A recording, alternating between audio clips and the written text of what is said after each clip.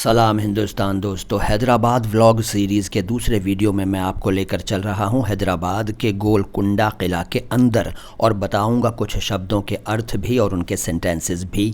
आज जो अल्फाज मैं लेकर बैठा हूं वो हैं रवानी, ज़फ़र, क़वाइद, तूल, तसलसल, राहिब, आयतुल्लाह और मसलहत। इस किले में यहाँ से एंट्री की जाती है और अंदर पहुँचते ही आप इस जगह पहुँचते हैं और यहाँ अक्सर गाइड लोग खड़े होकर ताली बजा रहे होते हैं। दरअसल ताली का एक सिस्टम है, उसके बारे में मैं आगे चलकर बताऊंगा। जैसे ही आप यहाँ से दाखिल होते हैं आपके राइट साइड में एक जगह मिलती है आपको देखने की, ये वो जगह है। यहाँ मुर्दों को नहलाया जाता था, शाही परिवार के मुर्दों को गर्म और ठंडे पानी से नहलाया जाता था। गर्म बोला है मैंने, शब्द पकड़ मत लेना, शब्द है गर्म, ठीक है, लेकिन बोलचाल में इस तरह से मैं भी बोलता हूँ और आप भी बोलते हैं। तो ये जगह हमने देखी और इसके बाद हम यहाँ से चलना शुरू हुए और जहाँ जहाँ हम गए वो सब आपको दिखाऊंगा और इस किले के बारे में भी थोड़ी सी जानकारी दूंगा। शब्दों का सिलसिला तो चलता ही रहेगा।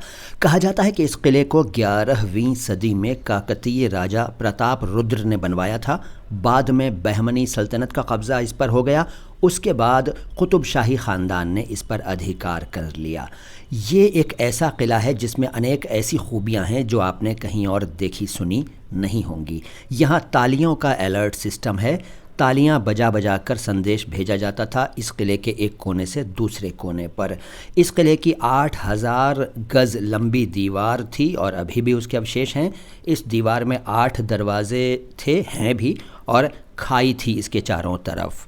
ये सब जाहिर है सेफ्टी के लिए, सिक्योरिटी के लिए किया जाता था। औरंगज़ेब ने जब इस किले पर हमला किया तो लगातार उसकी सेना 8 महीने तक घेराबंदी किए रही, लेकिन अंदर दाखिल नहीं हो सके। वो लोग तोपों से गोले दागते रहे लेकिन किले का कुछ नहीं बिगड़ा, अंदर दाखिल ही नहीं हो सके। मगर बाद में औरंगज़ेब ने यहाँ के सिक्योरिटी सिस्टम में सेंध लगाई, कुछ सुरक्षा कर्मियों को अपने पक्ष में किया, यानी उनसे गद्दारी करवाई, तब कहीं जाकर वो इसके अंदर जा पहुँचे। ये देखिए, ये लोहे का एक ब्लॉक रखा हुआ है वहाँ, सभी लोग इसको उठाने की कोशिश करते हैं, हमने भी की, अभी आपको दिखाएंगे।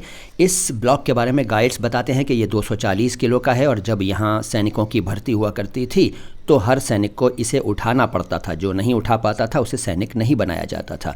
सच्चाई क्या है इसके बारे में मुझे ज़्यादा नहीं मालूम है, मैंने कोशिश भी की जानने की, तो ये पता चला कि इसके बारे में 240 और 250 किलो का वज़न इसका बताया जाता था। लेकिन पता चला कि एक साहब ने एक वेबसाइट पर लिखा कि वो जब इसको उठाने पहुँचे तो उन्होंने पाया कि ये 160 किलो के आसपास है। खैर, जितना भी इसका वज़न हो, मुझसे तो नहीं उठा, अलबत्ता मैंने इसको हिला दिया था। आप भी देखिए किस तरह से लोग आ रहे हैं और इसको हिला रहे हैं, और ये देखिए मैं ज़ोर लगा रहा हूँ, मुझसे हिल तो गया लेकिन उठा नहीं। आगे चलकर एक बार फिर आपको ये दिखाऊंगा मैं, ये जो ब्लॉक है लोहे का। खैर साहब, अल्फाज पर आता हूँ। आज पहले मैं आपको रवानी के बारे में बताता हूँ, लेकिन उससे पहले थोड़ी सी जानकारी और ले लीजिए। इस किले में एक अनोखा साउंड सिस्टम था।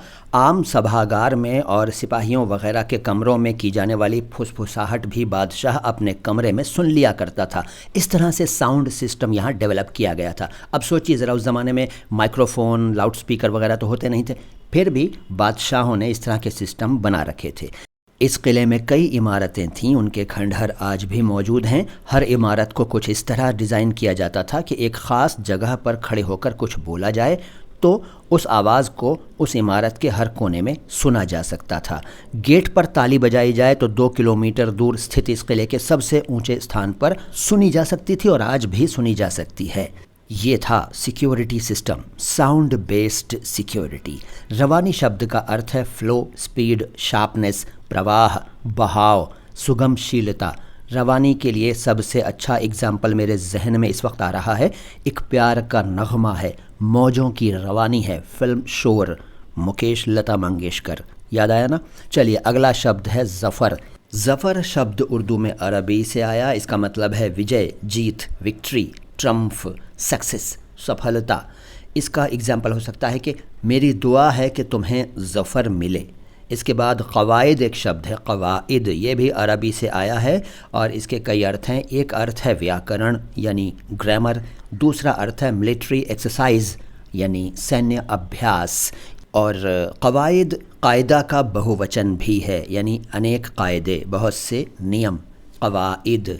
इसके बाद अगला शब्द है तूल। तूल अरबी से उर्दू में आया, इसका मतलब होता है लंबाई, फैलाव, और इसका एग्जाम्पल ये हो सकता है कि बात को तूल न दो, झगड़ा ख़त्म करो, यानी बात को बढ़ाओ मत, बात को लंबा मत करो, झगड़ा ख़त्म करो। इसके बाद एक शब्द है तसलसल।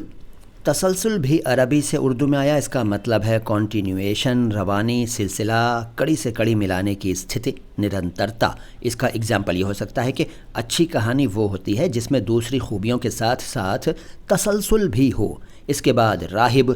राहिब भी अरबी से उर्दू में आया। इसका मतलब है ईसाई पादरी, यहूदी मज़हब का पेशवा, सन्यासी वगैरह वगैरह। इसका एग्जाम्पल ये हो सकता है कि कल मेरी मुलाकात एक राहिब से हुई। इसके बाद आयतुल्लाह।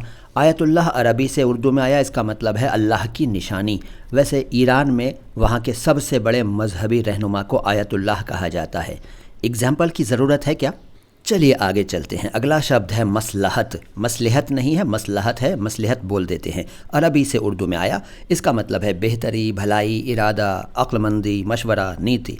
इसके बहुत सारे एग्जाम्पल्स हो सकते हैं। एक एग्जाम्पल है अल्लाह के या खुदा के या ईश्वर के हर काम में कोई ना कोई मसलहत होती है। बस आज इतना ही, बाकी बातें अगली मुलाकात में। वीडियो को लाइक कीजिए, चैनल को सब्सक्राइब कीजिए। सलाम हिंदुस्तान।